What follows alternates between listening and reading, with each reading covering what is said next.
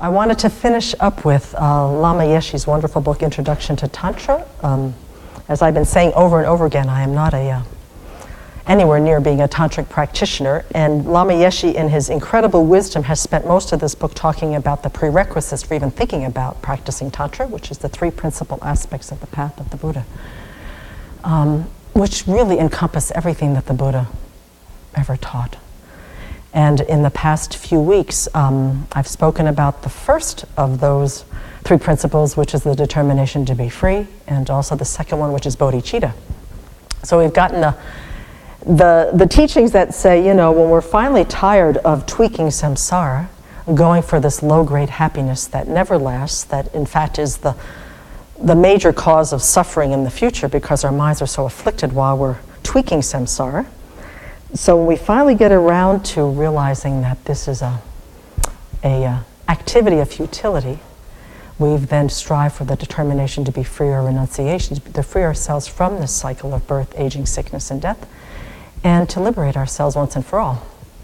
And then into the second aspect of the path, when we think about that and then we look around and see all the sentient beings that have been our mothers since beginningless time, struggling with the same efforts to tweak samsara to get some kind of happiness that's going to last, which never happens, creating the causes and conditions only for their future suffering, we then really open up our view, much to the self-centered thought's consternation, is that we're going to open up our view to include them in our aspiration to become awakened, so that we can really not only free ourselves, but also guide and inspire them to free themselves as well.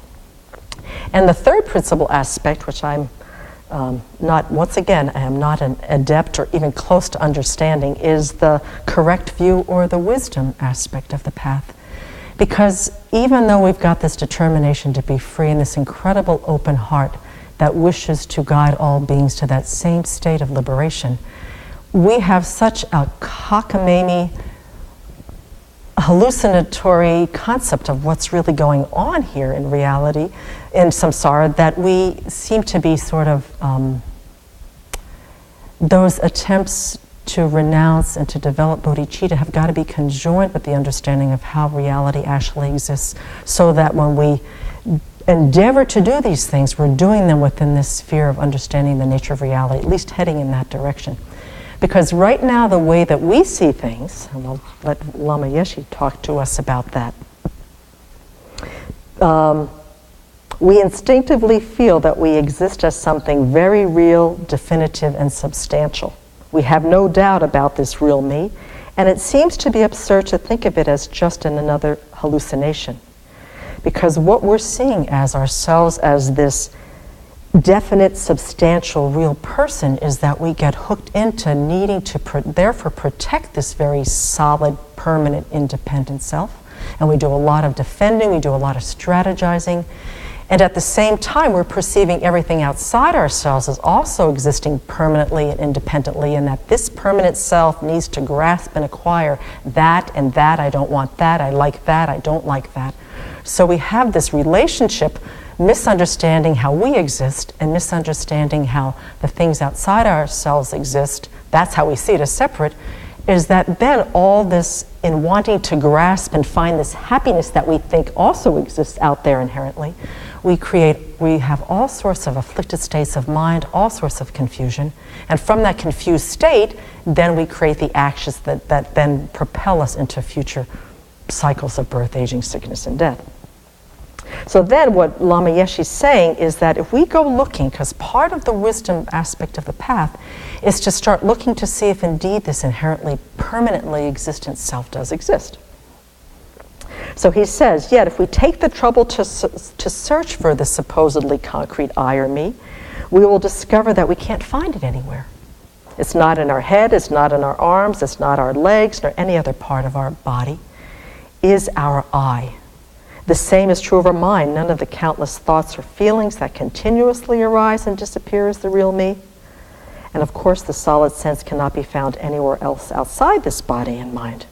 Yet despite the fact that we can't discover this independent self-existent I anywhere, either within or outside ourselves, we still hold on tightly into the very depths of our heart as if it were real.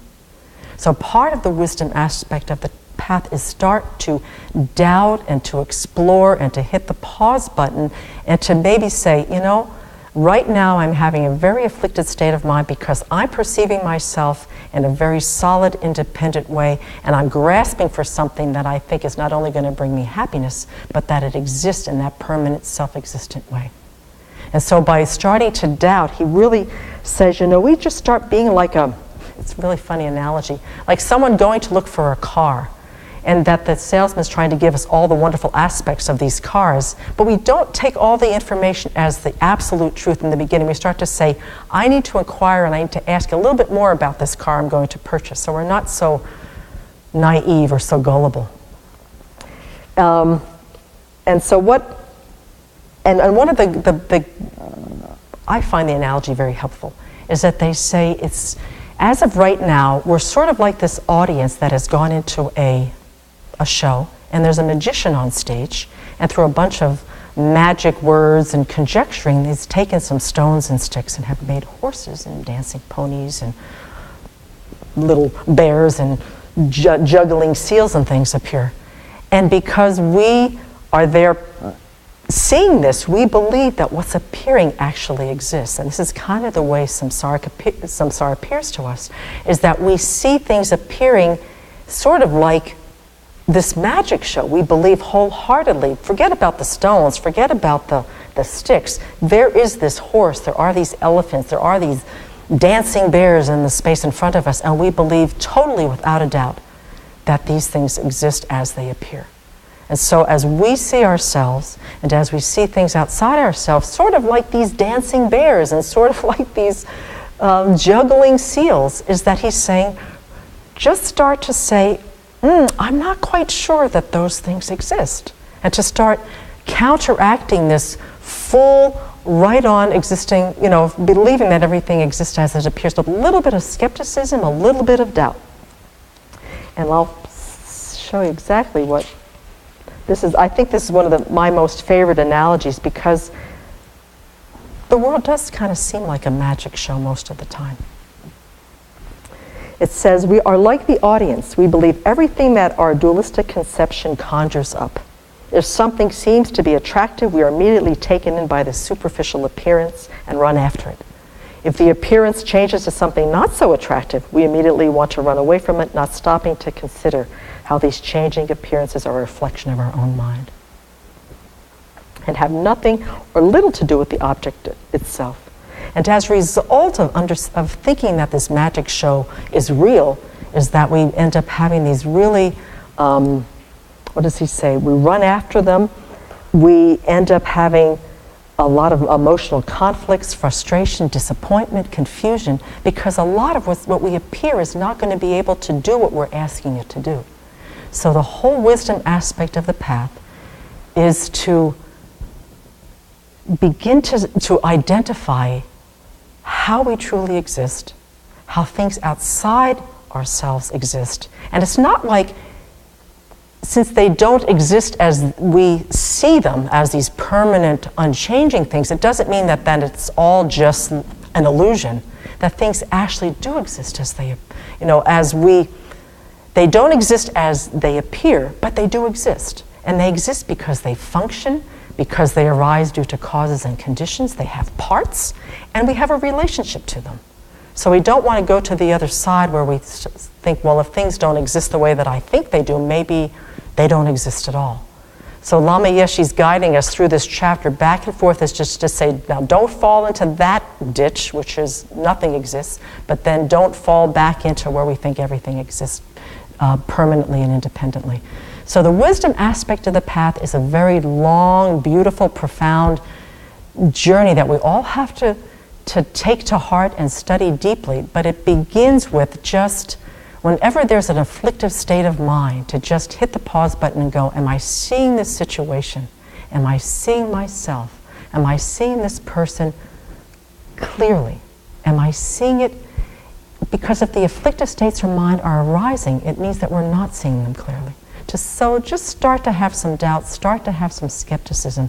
And as time goes on, the obscurations and the obstacles to understanding the nature of reality will eventually through a lot of familiarity with practicing and looking at the emptiness teachings and studying them and listening to them, we will finally be able to cut this root of ignorance, which really keeps us in this cycle of birth, aging, sickness, and death over and over again. So this is the most profound and the one that we have to work the hardest on. But once we do realize the nature of reality, that will help us to really liberate ourselves from this cycle of birth, aging, sickness, and death. And at the same time we're trying to work on that, we've got this beautiful open heart of bodhicitta that's also trying to grow, incorporating all sentient beings into our endeavors to become awakened as soon as we can. So go out and just question things, question the way things exist. And I do strongly recommend Introduction to Tantra in a way to be able to start seeing more clearly with the eyes of Lama Yeshe to guide us.